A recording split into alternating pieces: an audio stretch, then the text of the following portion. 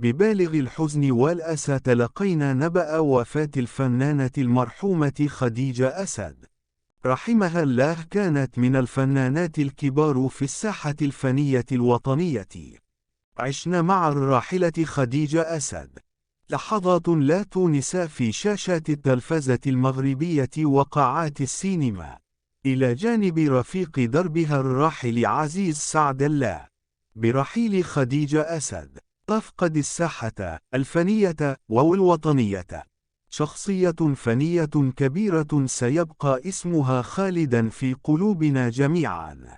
وبهذه المناسبة الأليمة نتقدم أصالة عن نفسي ونيابة عن الجميع بأحر التعازي وأصدق المواساة لعائلتها الصغيرة والكبيرة وللعائلة الفنية الوطنية، راجيا من العلي القدير أن يتغمدها بواسع رحمته ويرزق عائلتها الصبر والسلوان.